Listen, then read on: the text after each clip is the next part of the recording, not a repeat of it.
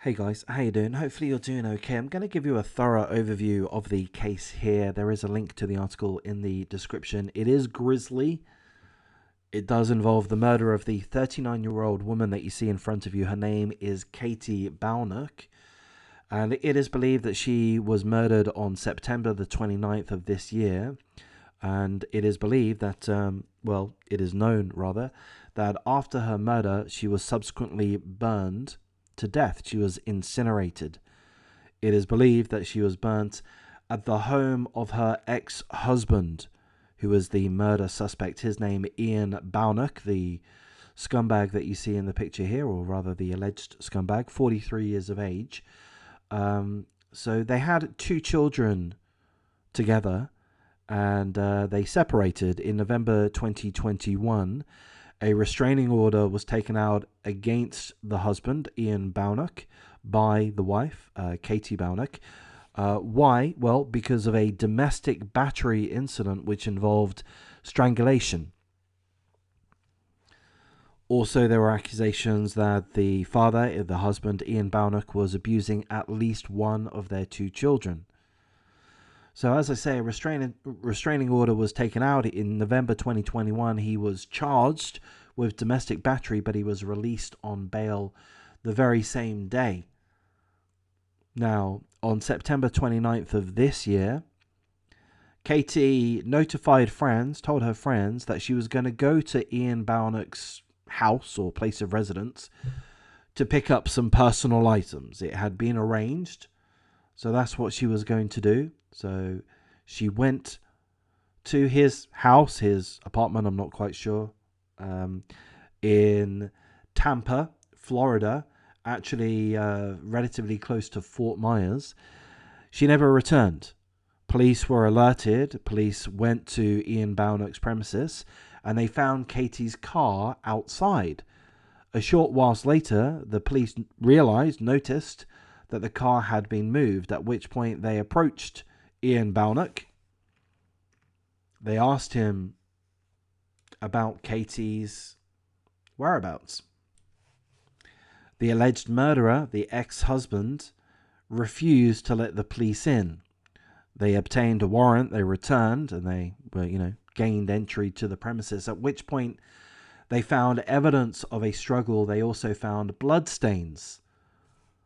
The ex-husband denied such a struggle, denied that it was bloodstains. Oh no, this is all perfectly normal. But the police continued with their search. They found Katie Baunach's engagement ring and wedding ring. They also found some weapons, an AR-15 upper receiver, 13 silencers in a safe, a Glock, some other weapons and associated accessories for weapons were found, rifles, shotguns. A lot of weapons were found. And then, tragically, the police found human remains. According to court documents, the police discovered the fragment of a human mandible with an intact tooth in a fresh burn pile. They also discovered a blue 50-gallon barrel near the burn pile, which reeked of decaying flesh. So law enforcement, of course, continued their search. They discovered an additional human bone fragment within the blue 50-gallon barrel. And they also retrieved other suspected bone fragments in the area surrounding the burn pile. So the alleged murderer, the ex-husband, Ian Baunach, was arrested at that point. He's been charged with first-degree premeditated murder. And this article is telling us that he faced court on Monday, and he's pled not guilty. So that's his story. His story is that he's not guilty, that he's got no understanding why there would be human remains found in what I believe to be his backyard, in essence. He doesn't know how that got there.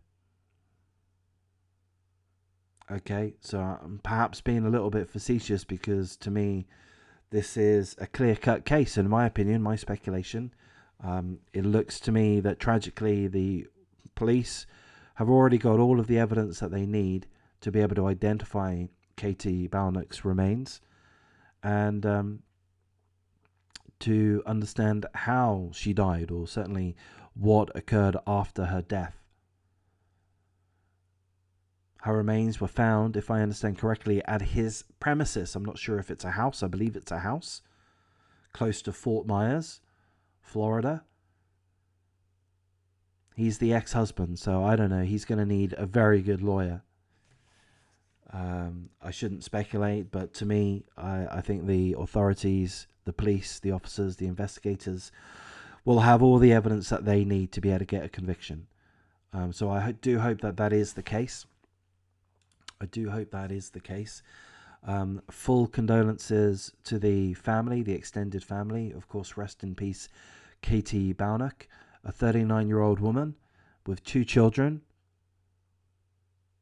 They had 2 children together. And effectively, you know, she did the right thing. She arranged for a restraining order when her ex-Marine bodybuilder husband showed violence towards her and allegedly towards one of the 2 children. She did the right thing. She separated herself from the situation. She divorced him. They were married, now they're not. She divorced him. She did the right thing, but she made one fatal error by the look of it, and that is to have gone unaccompanied to his house, to his premises. And with that, this allegedly, with my speculation, this scumbag took her life. We don't know exactly how, but we do know, well, we don't know, but we can speculate that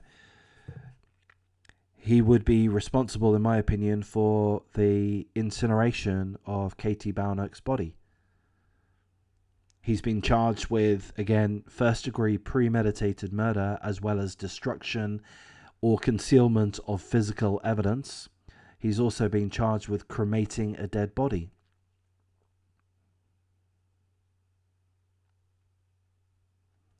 So there we go. So this happened, again, close to Fort Myers, Florida. I believe that's close to Tampa or within Tampa.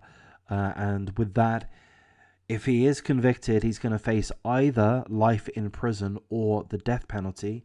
My opinion, give him the death penalty. Why? Well, why not? He's taken the life of somebody else. He's taken the life in a brutal fashion of the mother of his 2 children. What a psychopath.